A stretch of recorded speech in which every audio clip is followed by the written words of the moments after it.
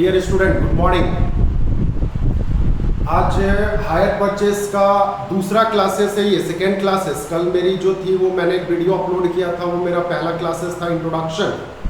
तो जितने भी स्टूडेंट न्यू स्टूडेंट्स हैं वो चैनल को सब्सक्राइब कर लेंगे ताकि नया वीडियो जो है वो जब मैं अपलोड करूँ तो आपको मिल जाए। चलिए, तो हायर परचेस सिस्टम का ये सेकेंड क्लासेस है। मैंने कल के क्लासेस में मीनिंग ऑफ हायर परचेस आपके साथ डिस्कस कर रखा था। तो मैं बात करता हूं, कभी भी हम लोग लॉ में पढ़ते हैं, एक कॉन्ट्रैक्ट को कंप्लीट करने के लिए कितने पर्सन्स होते हैं? तो कॉन्ट्रैक्ट को कंप्लीट करने के लिए मिनिमम 2 पर्सन होते हैं। तो यहाँ पे भी इन हायर परचेस सिस्टम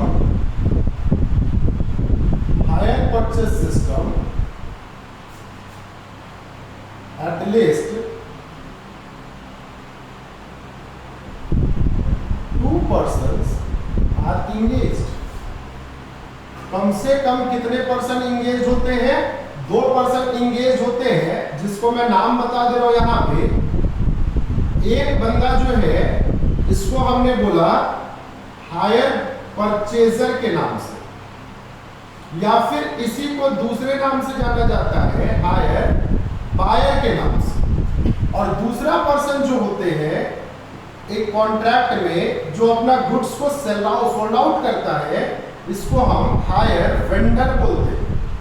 क्या बोलेंगे बताना? हायर वेंडर बोलेंगे, या फिर हायर सेलर के नाम से जाना जाता है। दोनों एक ही पर्सन होते हैं। आपके हायर वेंडर की बातें करो या हायर सेलर की बात करो, या फिर हायर परचेजर की बात करो, या फिर आप हायर बायर की बात करो, बोथ आर सिमिलर, बस नाम अलग अलग है और कुछ नहीं है इसमें। हायर परचेजर क्या होता है, हायर वेंडर क्या होता है, मैं बता रहा हूं, ध्यान से सुनना। हायर वेंडर जो है वो गुड्स को क्या करता है? सोल्ड गुड्स को क्या करता है बताना? बेचता है। ठीक है, और बेचता है तो कौन से सिस्टम में बेचता है? ऑन हायर परचेस सिस्टम में बेचता है। किस सिस्टम में बेचता है बताना? हायर परचेस सिस्टम में बेचता है। ठीक है, तो हायर परचेस सिस्टम में जब बेचता है तो मेरे को एक बात बता दो। सबसे पहली बात, अगर मैं हायर वेंडर की बात करूं तो ये क्या करता है? डील करता है उस गुड्स पे, डील्स इन स्पेसिफाइड गुड्स। जैसे फॉर एग्जांपल के तौर पे अगर मैं बात करूं, एग्जांपल के तौर पे, तो सर एक वर्कशॉप है, शोरूम है बजाज की, वो आपका पल्सर बेचता है। तो बताना पल्सर जो है वो आपका बजाज कंपनी बेच रहा है, तो बजाज जो है वो क्या है? वेंडर कहलाएगा। और जो पल्सर जो ये सेल आउट कर रहा है, इसका ये क्या कहलाएगा? स्टॉक कहलाएगा, या फिर इसको हम लोग क्या बोलेंगे? गुड्स बोलेंगे। देखना डिफरेंसेस यहाँ पे, इसको हम लोग स्टॉक बोलते हैं या तो फिर क्या बोलते हैं? गुड्स बोलते हैं। किसके बिहाफ में? हायर वेंडर के बिहाफ में। लेकिन जब आप हायर परचेजर जो है यही सेम गुड्स को जब ये परचेस करे तो ये, और ये परचेस क्या चीज के लिए कर रहा है? फॉर यूज के लिए कर रहा है, अपने पर्पस यूज के लिए कर रहा है, डोमेस्टिक यूज के लिए या ऑफिशियल यूज के लिए, व्हाटएवर। तो ये आपका इसका क्या कहलाएगा? फिक्स्ड एसेट्स कहलाएगा। क्या कहलाएगा इसका? ये फिक्स्ड एसेट्स कहलाएगा। आ गई बात समझ में? तो हायर परचेजर के लिए ये पल्सर बाइक जो है या कार है या व्हाटएवर, जो भी फिक्स्ड एसेट्स जो आपका हायर वेंडर से परचेस किया जा रहा है, that assets is fixed assets. और वही चीज अगर हम बात करते हैं हायर वेंडर के नजर में, तो वो क्या कहलाता है? गुड्स कहलाता है। Is it clear? स्टॉक कहलाता है। ठीक है, तो देखो ऐसा इसलिए क्योंकि जब हम इसका जर्नल एंट्री पास करते हैं या बुक्स में जब रिकॉर्ड पास आउट करते हैं, तो वहां पे ये लोग अपने आप में थोड़ा डिफरेंट एंट्री पास करता है। मैं चलो थोड़ा सा एग्जांपल दे ही देता हूं। जब ये परचेस करेगा, जर्नल एंट्री जब पास होता है, तो जब ये परचेस करेगा तो एक नॉर्मल सा एंट्री, जब आप असेट्स परचेस करते हैं तो जर्नल एंट्री क्या पास करते हैं बताना? आप एंट्री पास करते हैं fixed assets account debit to, जिससे आपने परचेस किया। तो किससे आपने परचेस किया? तो हायर वेंडर से आपने परचेस कर रखा है, जो भी व्हाटएवर दी अमाउंट। ठीक है, अच्छा, मैंने यहाँ पे hire vendor account word use नहीं किया है, इसलिए क्योंकि अकाउंट जो है वो पर्सनल नेचर में आपका जो मैंने आपको आपने शायद पढ़ा होगा कि पर्सनल का जो नेचुरल पार्ट होता है, ठीक ना, उसमें ये चीज को इंडिकेट अकाउंट वर्ड इंडिकेट नहीं किए जाते हैं। ये आपने क्लास 11th में पढ़ रखा होगा, तो इसलिए मैंने अकाउंट वर्ड यूज नहीं किया। बट यही सेम एंट्री को, जैसे मान लेते हो पल्सर का दाम जो था वो 80,000 था, तो चलो 80,000 मैंने ले लिया सर। यही सेम जर्नल एंट्री को अगर हायर वेंडर दिखाएगा तो क्या बताना, हायर वेंडर का फिक्स एसेट्स गया है? नहीं, हायर वेंडर तो इसका डेली बिजनेस करता है, तो बिजनेस करता है तो इसका क्या हुआ, स्टॉक गया। और जब आपका स्टॉक जाता है तो आप यही सेम जर्नल एंट्री आप क्या पास करेंगे, तो आप पास करेंगे यहां पे hire purchaser account, purchaser debit, hire purchaser debit to, आप यहां पे वर्ड यूज क्या करेंगे, hire sales account word use करेंगे। क्या वर्ड यूज करेंगे बताना, हायर सेल्स अकाउंट। देखो मैंने फिक्स एसेट्स नहीं लिखा, ध्यान से सुनना, because I am not selling fix assets, मैं फिक्स एसेट्स नहीं बेच रहा हूं, बात समझ में आ रही है। अगर मैं फिक्स एसेट्स बेचता तब फिर मैं वहां पे फिक्स एसेट्स वर्ड यूज करता, लेकिन मैंने फिक्स एसेट्स नहीं बेचा, मैंने क्या बेचा, स्टॉक बेचा है, क्योंकि ये उस चीज का बिजनेस करता है, ये डेली जो है उसको सेल आउट करता है लोगों को, इसलिए वर्ड क्या यूज किया, हायर सेल्स वर्ड यूज किया। तो इससे एक चीज तो आपको साफ समझ में आ रहा है कि सर अगर हम डेप्रिसिएशन की बातें करें तो डेप्रिसिएशन कौन चार्ज करेगा, तो डेप्रिसिएशन सिर्फ और सिर्फ हायर परचेजर चार्ज करेगा, ना कि हायर वेंडर चार्ज करेगा। Is it clear? यहां तक कोई डाउट है किसी को? डाउट नहीं है तो इसको नोट डाउन करेंगे, क्योंकि मैं इस चीज को मिटा के फिर से कुछ और कॉन्सेप्ट समझाने वाला हूं।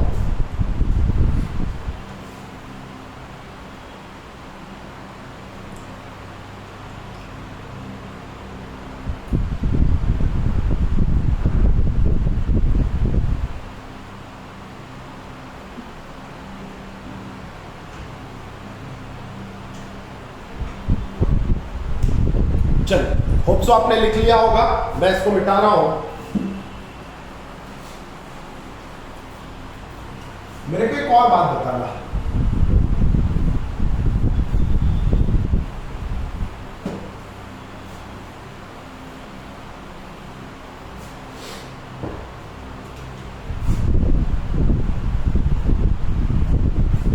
मैं एक अलग टाइप का एग्जांपल दे रहा हूं। सपोज 2 पर्सन है, ध्यान से सुनिए, 2 पर्सन है, इसका नाम राम ले लिया, ठीक है, और एक बंदे का नाम श्याम ले लिया। एक राम है और दूसरा क्या है, श्याम। राम ने श्याम को sold goods on hire purchase system for rupees 80,000 of rupees 80,000। कितने का गुड्स सेल आउट किया बताना, 80,000 का गुड्स जो है राम ने सेल किया। बताना Ram is a higher vendor और नॉट? राम क्या कहलाएगा, हायर वेंडर्स कहलाएगा। श्याम क्या कहलाएगा, हायर परचेजर कहलाएगा। श्याम ने गुड्स को क्या किया, परचेज किया। क्योंकि हायर परचेज सिस्टम में ये डील कर रहा है, तो मेरे को एक बात बताना, श्याम जो है इसको इंस्टेंट कुछ पेमेंट करेगा, इंस्टेंट पे करेगा, और इस इंस्टेंट पेमेंट को आपने नाम सुना होगा, इसको हमने क्या वर्ड यूज करना, डाउन पेमेंट। जो इमीडिएट पेमेंट करता है कुछ पैसा, सम अमाउंट इंस्टेंट पे, कुछ अमाउंट जो है वो तुरंत पे आउट करेगा। तो जब तुरंत पे आउट करेगा तो उसको हम लोग क्या बोलेंगे, डाउन पेमेंट बोलेंगे। मैं एक एग्जांपल ले रहा हूं सहजता के लिए। सपोज मेरा डाउन पेमेंट जो है वो ₹20,000।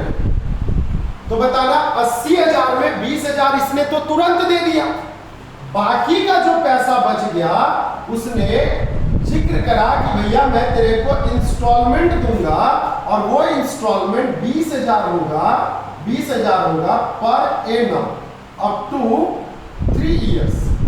कितने साल के लिए ईएमआई ले लिया? 3 साल के लिए लिया, और 3 साल के लिए कितना अमाउंट में लिया है? 20,000। तो अब मेरे को एक बात बताना, यहाँ का 20,000 और यहाँ का 20 गुना 3, तो टोटल इंस्टॉलमेंट जो है ये हमारा कितना हो जाएगा? 20,000 मल्टीपल 3, तो ये आपका 60,000 हो जाएगा। कितना हो जाएगा बताना? 60,000। आ गई बात समझ में? तो देखो कैश प्राइस इस क्वेश्चन पे कितने का है? 80,000 का है। और अब हम हायर परचेस प्राइस, देखो दो चीज होता है यहां पे, आपको मैं बता दूं, concept of higher purchase price. तो हायर परचेस प्राइस जो है एचपीपी अगर हमको निकालना हो, हायर परचेस प्राइस अगर हमको निकालना हो, तो ये हम लेते हैं कैसे? सर आप इसको कर लो down payment plus sum of all instalment. क्या लेते हैं बताना? Sum of all instalment.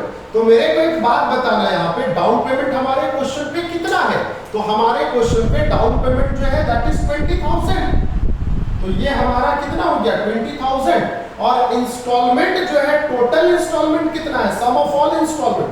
I repeat, the word जो है वो सम ऑफ ऑल इंस्टॉलमेंट है, मतलब इंस्टॉलमेंट का सारा पैसा। तो हमारा सारा इंस्टॉलमेंट अमाउंट कितना हो गया? 60,000 हो गया। तो क्या ये बात बताना, हमारा एचपीपी जो है, हायर परचेस प्राइस जो है, क्या ये 80,000 आया? यहां तक किसी को कोई डाउट है?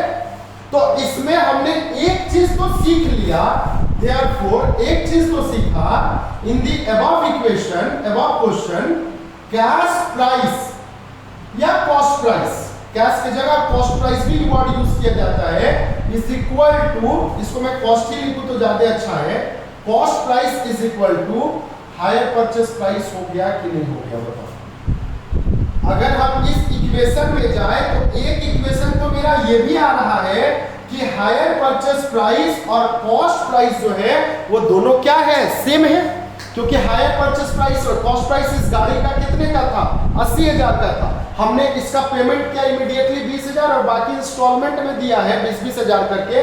तो मेरे को एक बात बताना, आपका कैश प्राइस, कॉस्ट प्राइस और हायर परचेस प्राइस सेम आ गया कि नहीं आ गया? आ गया।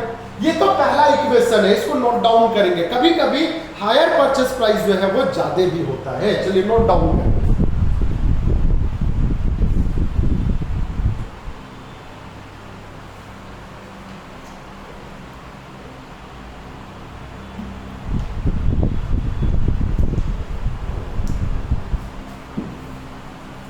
चलिए मैं मिटाता हूं, मैं आगे बात करता हूं। एक बात बताना, सेम यही एग्जांपल में ले रहा हूं। डाउन पेमेंट जो है मेरा 20,000 दिया, लेकिन मैं थोड़ा सा एग्जांपल चेंज कर दे रहा हूं।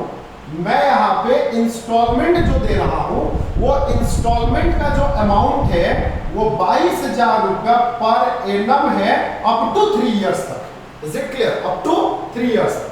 तो हम यहां पे बात करते हैं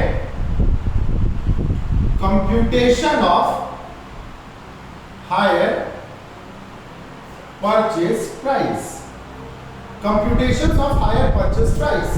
तो हायर परचेज प्राइस निकालने के लिए अगेन आई रिपीट, वो फॉर्मूला मैं फिर से रिपीट करता हूं। हायर परचेज प्राइस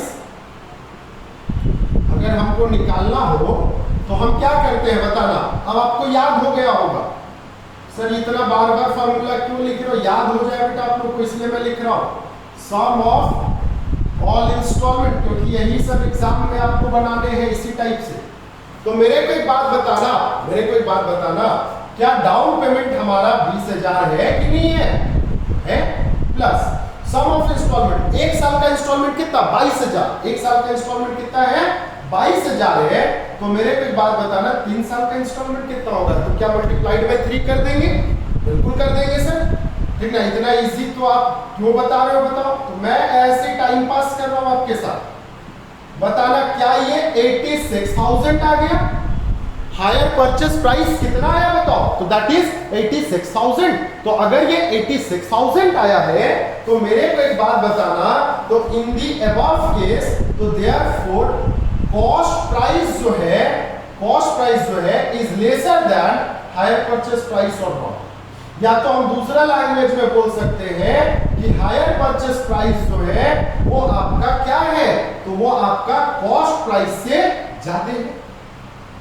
समझ में आ रही है बातें, नहीं समझ में आती आ रही? देखो तभी वाले केस में यहाँ पे 80,000 आया था, अभी केस में 86,000 आ रहा है। तो there are a basic differences between the previous question and this question, ठीक है। और वो बेसिक डिफरेंसेस ये है कि आपका पहले वाले क्वेश्चन में कॉस्ट प्राइस और हायर परचेस प्राइस में किसी भी तरह का कोई डिफरेंसेस नहीं था, लेकिन जब हम बात करें सेकंड क्वेश्चन में तो यहाँ पे हायर परचेस प्राइस जो है कॉस्ट प्राइस से ज्यादा होता है। अब आपके दिमाग में क्वेश्चन चल रहा होगा नलायक टाइप का, क्योंकि मेरे को पता है कि आप लोग के दिमाग में तो ऐसा क्वेश्चन चलते रहता है। क्वेश्चन ये चल रहा होगा कि सर क्या कभी कॉस्ट प्राइस भी ज्यादा हो सकता है हायर परचेस प्राइस से? तो बताओ मेरे को एक बात, अगर ये मान लेता हूं, सपोज मैं एक एग्जांपल दे रहा हूं, सपोज ये घड़ी है, ये घड़ी की कीमत 10,000 रुपया है, आई बात समझ लो। तो कभी भी कॉस्ट प्राइस दुकानदार क्या इसको 10,000 से कम में बेचना पसंद करेगा? तो नेवर, कभी नहीं बेचना पसंद करेगा। या तो 10,000 में बेचेगा या तो 10,000 से ज्यादा में बेचेगा। क्या कम में कभी बेचेगा? नुकसान में बेचना पसंद करेगा? तो नेवर। तो एक चीज मैं बता दूं, हायर परचेस प्राइस जो है will never below that cost price. या तो ये इक्वल रहेगा या तो इससे ज्यादा रहेगा। समझ में आ गई बात? तो सर डिफरेंसेस क्या है? जब आपका ज्यादा रहेगा तब क्या होता है, जब कम रहता है तब क्या होता है? तो चलो मैं इसको मिटा रहा हूं, मैं कॉन्सेप्ट और बता रहा हूं यहाँ पे, ठीक है। इसमें डिफरेंसेस क्या होता है, तो ध्यान से सुनना, बताना कभी भी जब आपको, मैंने आपको एक बात बताया अभी के क्वेश्चन में, एग्जांपल देख लो, ध्यान से समझोगे एग्जांपल, इसी का एग्जांपल मैं ले रहा हूं। बताना अगर ये मेरा डेट ऑफ सेल है, DOS कहने का मतलब date of sale, date of sale के दिन मैंने जो आपका पल्सर जो बेचा था, क्या बेचा था बताना, पल्सर जो बेचा था ये ₹80,000 का था, ये मेरा कॉस्ट प्राइस था। ये मेरा क्या था बताना, कॉस्ट प्राइस था। सेम डेट में हमने डाउन पेमेंट कर दिया ₹20,000 का। डाउन पेमेंट कितने का किया? 20,000 का किया। और इसके बाद अब आपको 3 इंस्टॉलमेंट, T1 है, T2 है, T3 है। बताना पहला एग्जांपल, पहला केस में हमने लिया था कि सर हमने रुपया दिया 20,000, यहां पे इंस्टॉलमेंट, यहां पे भी दिया 20,000, यहां पे भी सर हमने दिया 20,000। ये था पहला एग्जांपल, 3 इंस्टॉलमेंट में मैं दे रहा हूं। बताना मेरे को कोई भी बंदा जब आपको यहाँ पे गुड्स 80,000 का देगा तो क्या फ्री में देगा कि कुछ बदले में आपसे इंटरेस्ट चार्ज करेगा? बताओ, कोई भी पर्सन जब आपको गुड्स जब सोल्ड आउट करेगा तो क्या वो फ्री में देगा? तो बिल्कुल नहीं, वो आपसे बदले में क्या चार्ज करेगा? इंटरेस्ट चार्ज करेगा। तो मेरे को एक बात बताना, इंटरेस्ट जो है वो आपका एनुअली हो सकता है, हाफ ईयरली हो सकता है, व्हाटएवर। तो जो मेरा यहाँ पे रेट ऑफ इंटरेस्ट जो है, मान लेता हूं सपोज 10% है, 10% है, तो क्या ये इंटरेस्ट का जो भी अमाउंट आएगा क्या वो इस हायर परचेज में इंक्लूडेड है? तो इस क्वेश्चन पे तो नहीं है। इसलिए नहीं है क्योंकि यहाँ पे कैश प्राइस और हायर परचेज प्राइस जो है वो एक समान है, इक्वल है। लेकिन वही चीज दूसरा एग्जांपल में बात कर रहा था, पहला साल का इंस्टॉलमेंट 22,000, दूसरे साल का भी इंस्टॉलमेंट 22,000 और तीसरे साल का भी इंस्टॉलमेंट 22,000। तो बताना यहां पे टोटल HPP जो आया था आपका पहला केस में, HPP जो आया था ये 80,000 था, और दूसरा केस में जो मेरा HPP जो आया वो 86,000 आया। HPP जो आया वो कितने का आया बताना बच्चा लोग? तो 86,000 का आया। तो मेरे को एक बात बताओ, पहला वाले केस में तो मैं समझ गया कि भैया इंटरेस्ट का अमाउंट इस प्राइस में इंक्लूड नहीं है, लेकिन दूसरा केस में मेरा ये 86,000 आ रहा है। इसका कहने का मतलब the amount of interest being included in amount of installment. Is it clear? जो अमाउंट ऑफ इंस्टॉलमेंट इंटरेस्ट जो है वो इंटरेस्ट इंस्टॉलमेंट के पैसे में इंक्लूडेड है। Is it clear? तो यहां पे मैंने समरी में बता रहा हूं, 2 केसेस मैंने आज की क्लासेस में अभी तुरंत कंप्लीट करा। पहला case when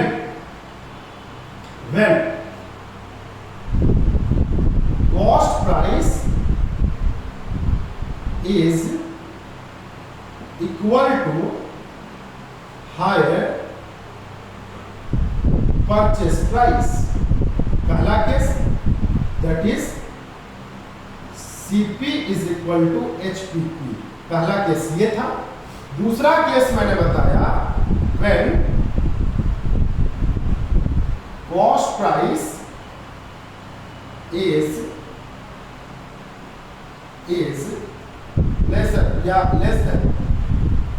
less than higher purchase price, that is HPP। तो ये आ गया आपका that is HCP is lesser than HPP या फिर HPP is greater than। तो जब हमारा इस केस में आएगा तो यहां पे हम लिखेंगे the amount of an interest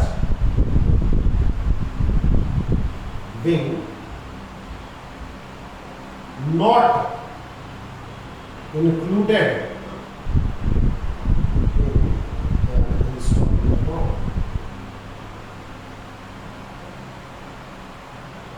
installment amount। इसका कहने का मतलब ये है, देखो यहां पे वर्ड यूज किया है नॉट इंक्लूडेड इन इंस्टॉलमेंट। अच्छा, इस केस में अगर हम बात करें तो यहां पे हमने बताया the amount of an interest being included. याद रखना यहां पे क्या हो गया, इंक्लूडेड इन एन इंस्टॉलमेंट। यहां पे इंक्लूड है इंस्टॉलमेंट अमाउंट में। चलो यहां तक हमें लगता है आपको समझ में आ गया होगा। अब एक बात बताओ, मैंने 2 पर्सन की बातें करी है, पहला तो हायर वेंडर और दूसरा हायर परचेजर। मैंने इंटरेस्ट की बातें करी, फिक्स्ड एसेट्स की बातें करी, सेल्स की बातें करी, डेप्रिसिएशन की बातें करी।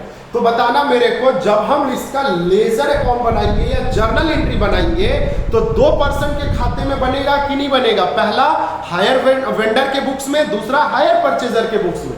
तो कौन कौन सा ऐसा नेसेसरी लेजर्स अकाउंट है जो हायर परचेज के बुक्स में बनेगा और कौन सा नेसेसरी लेजर्स है जो हायर वेंडर के बुक में बनेगा? तो मैंने यहां पे लिख रखा है, देख लो।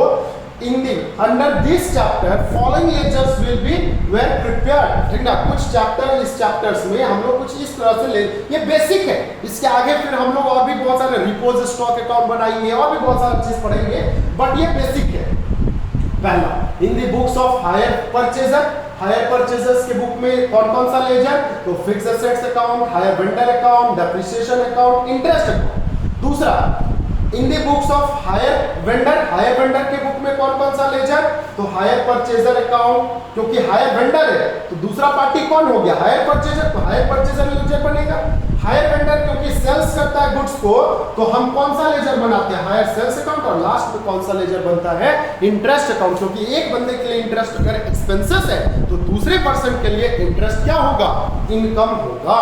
ठीक है, तो इंटरेस्ट अकाउंट बनेगा। चलिए यहां तक नोट डाउन करेंगे तो मैं इसके आगे डिस्कस करूंगा।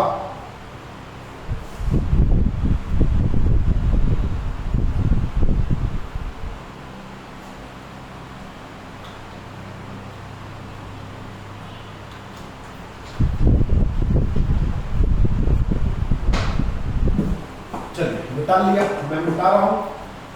उम्मीद करता हूं कि आपको ये चीज समझ में आया होगा। अब थोड़ा सा हम फॉर्मेट ऑफ जर्नल एंट्रीज की बातें करते हैं इंग्लिश चैप्टर। तो बताना 2 पर्सन है, पहला पर्सन कौन? हायर परचेजर, दूसरा पर्सन कौन? Higher vendor. तो भैया आपके दोनों लेजर्स बने, दोनों के बुक्स में मैं साथ साथ बताते जा रहा हूं।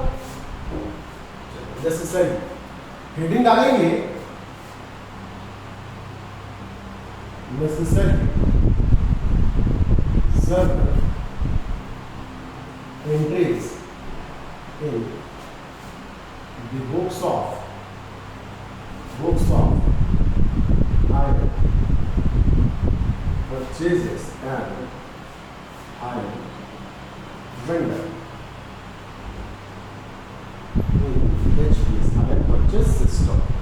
तो हायर परचेस सिस्टम्स में हम नेसेसरी जर्नल एंट्री दोनों के बुक्स में क्या क्या करते हैं, ये ना डायरेक्टली कभी कभी थ्योरी क्वेश्चंस भी पूछ दिए जाते हैं कि pass the necessary journal entries in the books of hire purchaser and hire vendor in hire purchase system, ऐसे टाइप से क्वेश्चन पूछ लेते हैं। तो मैं ना बेसिकली एक फॉर्मेट ड्रॉ कर लेता हूं, क्योंकि फॉर्मेट के साथ साथ अगर मैं डिस्कस करूं तो ज्यादा अच्छा रहेगा, है ना। फॉर्मेट बना लेता हूं मैं, और ये रहा आपके सामने फॉर्मेट। पहला पर्टिकुलर, दूसरा है in the books of hire purchaser, next है in the books of hire vendor. तो हायर वेंडर्स के बुक में और हायर परचेजर्स के बुक में बताना सबसे पहला एंट्री क्या आपका entry for purchasing of fixed assets होगा। क्या फिक्स्ड एसेट्स खरीदोगे तो entry for purchase of fixed assets,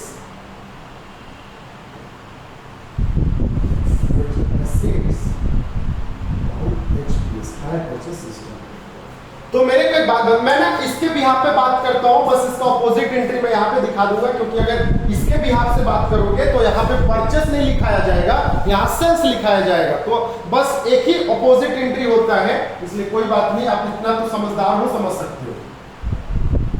entry हो जाएगा बताना यहां पे फिक्स्ड एसेट्स अकाउंट आ जाएगा, क्योंकि आप क्या कर रहे हैं, फिक्स्ड एसेट्स खरीद रहे हैं। तो fixed assets account debit whatever the amount.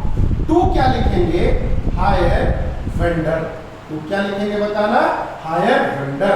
अच्छा, ये एंट्री क्या पास करेगा, तो ये एंट्री पास करेगा hire purchaser, hire purchaser debit to hire sales account. तो क्या वर्ड यूज करेगा, hire sales account. Is it clear? यहां तक कोई डाउट नहीं है, तो मैं आगे डिस्कस करता हूं। यहां तक एक जर्नल एंट्री आपका खत्म। अच्छा, दूसरा जर्नल एंट्री, इसके तुरंत बाद आप कॉमन सेंस सोचो, सर जैसे कार खरीदा, गाड़ी खरीदा, पल्सर खरीदा, तुरंत इसके बाद आपको क्या देगा, डाउन पेमेंट देगा।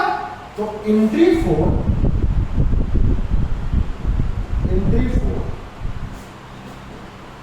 Down payment were made. अच्छा, जरूरी नहीं है कि ये देगा ही देगा, ये ऑप्शनल होता है। कुछ केसेस में डाउन पेमेंट नहीं भी लगते हैं। तो एंट्री किसको देगा, हायर वेंडर को देगा। तो एंट्री पास करेंगे यहां पे hire vendor debit to down payment देगा, तो या तो कैश में देगा या तो चेक में देगा। तो कैश में देगा तो कैश अकाउंट, चेक में देगा तो बैंक अकाउंट। और ये आपका पैसा रिसीव करेगा, तो भैया जब रिसीव करेगा तो कैश में रिसीव करेगा तो कैश, चेक में रिसीव करेगा तो बैंक। तो किससे रिसीव करेगा, हायर परचेजर से रिसीव करेगा। तो हायर परचेजर डेबिट क्रेडिट। आगे बात समझ में, ये तक तो खत्म हो गया। अब बताना एक साल के अंत में इंस्टॉलमेंट देगा, लेकिन भैया इंस्टॉलमेंट से पहले क्या इंटरेस्ट की बातें होगी कि नहीं होगी, तो होगी सर। बताना इंटरेस्ट जो है हायर परचेजर के लिए एक्सपेंसेस है। तो एंट्री नंबर 3 हो जाएगा एंट्री फॉर इंटरेस्ट चार्ज। तो बताना चार्ज करोगे इंटरेस्ट, तो इसके लिए क्या, एक्सपेंसेस, ऑल एक्सपेंसेस और लॉसेस आर डेबिट। तो बताना इंटरेस्ट अकाउंट डेबिट करोगे और वैल्यू किसका बढ़ेगा? हायर वेंडर, क्योंकि हायर वेंडर को अब हमको ज्यादा पैसे चुकाने पड़ेंगे इंटरेस्ट के नाम पे। और यहाँ पे हायर परचेजर को क्या करोगे? इसको आपको ज्यादा पेमेंट करने पड़ेंगे। तो क्या चीज आपका ये क्या है? इंटरेस्ट इनकम है। तो आप यहाँ पे क्या वर्ड यूज करेंगे? इंटरेस्ट। अगर यहां तक कोई डाउट नहीं है तो आगे मैं डिस्कस करता हूं। मेरे को एक बात बताना, और क्या अब हम साल के अंत में डेप्रिसिएशन भी चार्ज करते हैं कि नहीं करेंगे? तो बिल्कुल करेंगे sir. Entry for depreciation charge on fixed assets. तो भैया फिक्स्ड एसेट्स किसके लिए है? अगेन आई रिपीट, सिर्फ और सिर्फ हायर परचेजर के लिए है। तो डेप्रिसिएशन आपका क्या होता है? Loss expenses. तो इसका डेबिट बैलेंस हो गया कि नहीं हो गया? तो डेबिट कर लोगे। टू क्या चाहिए? फिक्स्ड एसेट्स का वैल्यू कम हो जाएगा, तो आप क्रेडिट में क्या करेंगे? फिक्स्ड एसेट्स अकाउंट को आप क्रेडिट कर लेंगे। मेरे को एक बात बताना, क्या सेलर के बुक में, वेंडर के बुक में कोई एंट्री पास होगा? तो भैया इसके बुक में इसका कोई एंट्री पास नहीं होगा। इसलिए नहीं होगा क्योंकि आपका सेलर के लिए वो गुड्स है, ना कि एसेट्स है। अब यहां तक अगर खत्म हो गया तो मेरे को एक बात बताना, अब एंट्री नंबर 5 में इंस्टॉलमेंट हम देंगे कि नहीं देंगे? Entry for installment amount being paid. अगर हमने इंस्टॉलमेंट का पैसा दिया तो बताना मैं अलॉन्ग विथ, ध्यान से सुनना, अलॉन्ग विथ किसके साथ? इंटरेस्ट के साथ। अलॉन्ग विथ इंटरेस्ट, इंटरेस्ट के साथ पेमेंट किया जाता है हमेशा। तो एंट्री लिखेंगे यहां पे, hire vendors debit to, again cash में पेमेंट करोगे तो कैश, चेक में पेमेंट करोगे तो बैंक अकाउंट। और यहां पे फिर एंट्री हो जाएगा बैंक कोड cash account debit to hire purchaser, hire purchaser. Clear है यहां तक? तो ये अगर समझ में आ गया तो अब मेरे को एक बात बताना, ये तो बेसिक एंट्रीज हमारा कंप्लीट हो गया। थोड़ा सा एक दो एंट्री और बढ़ेगा। नेक्स्ट एंट्री बताना, ट्रांसफर करने का। Fixed assets hire vendor, no transfer, लेकिन हायर सेल्स क्या ट्रेडिंग का आइटम है कि नहीं है? तो सर हम यहां पे नेक्स्ट एंट्री पास करेंगे, entry for amount of hire sales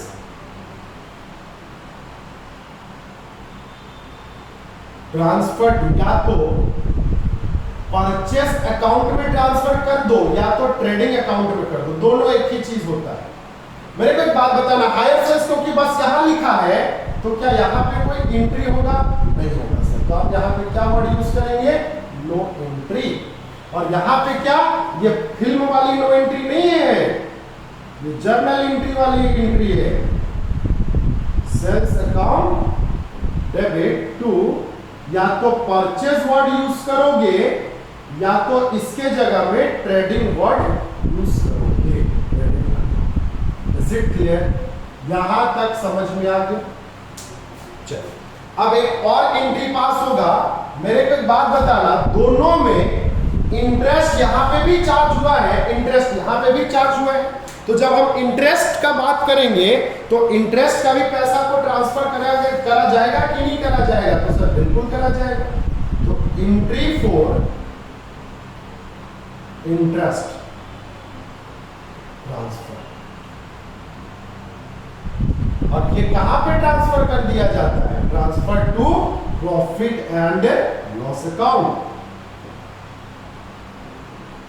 और ये ना एंड ऑफ द ईयर, ये हमेशा कब किया जाएगा? एंड ऑफ द ईयर में किया जाएगा, एक ही साल किया जाएगा। तो बताना, इंटरेस्ट यहां पे आपने डेबिट किया है तो डेबिट में अब आपका क्या आ जाएगा? Profit and loss account debit आ जाएगा। टू क्या वर्ड यूज करोगे? टू इंटरेस्ट वर्ड यूज करोगे। तो क्या वर्ड यूज करोगे? इंटरेस्ट। यहां पे इंटरेस्ट अकाउंट डेबिट हो जाएगा, टू क्या वर्ड यूज करेंगे? Profit and loss word. Profit and loss amount, जो इंटरेस्ट का अमाउंट है वही अमाउंट आपका यहां पे चला जाएगा। ये अगर समझ में आ गया होगा तो एक लास्ट जर्नल एंट्री और पास होता है दोनों के बुक में। मेरे को एक बात बताना, क्या यहाँ पे आपने डेप्रिसिएशन चार्ज किया है कि नहीं किया है? तो सर किया है, तो डेप्रिसिएशन के लिए एंट्री पास हो जाएगा। Last entry same PL account और डेप्रिसिएशन अकाउंट, ये वाला जो एंट्री मैंने पास करा है ना, यही वाला एंट्री बस चेंज हो जाएगा, नाम इंटरेस्ट की जगह पीएल लिख देगा। तो बहुत लोग क्या करता है, इसको कंबाइन एंट्री पास करता है। आप कंबाइन भी कर सकते हो, नहीं भी कर सकते हो, नहीं करोगे तो ज्यादा अच्छा है सेपरेटली दिखा दो। Entry for depreciation transfer to PL, तो बताना यहां पे एंट्री क्या हो जाएगा, यहां पे एंट्री हो जाएगा profit and loss account debit to depreciation. तो क्या हो जाएगा, डेप्रिसिएशन। यहां तक कोई डाउट नहीं। और इसमें क्या कोई एंट्री पास होगा? नहीं, तो यहां पे कोई एंट्री नहीं, नो एंट्री। बस यही बेसिक जर्नल एंट्री जो है आपके बुक्स में पास होते हैं हायर परचेस सिस्टम। यहां तक कोई डाउट नहीं। चलिए, तो इसको नोट डाउन करेंगे। मैं कल के क्लासेस में कुछ प्रैक्टिकल क्वेश्चन से बात करूंगा इसका, ठीक है? चलिए, इसको नोट डाउन करेंगे। तो ओके, फिर नेक्स्ट क्लास, कल के क्लासेस में मिलता हूं मैं फिर से, ठीक ना? और अगेन आई रिपीट, जिनका ये फर्स्ट क्लास है या जो लोग नए हैं वो लोग ये चैनल को सब्सक्राइब कर लेंगे तो अगला वीडियो जो है वो आपको मिल जाएगा। चलो, बाय बाय।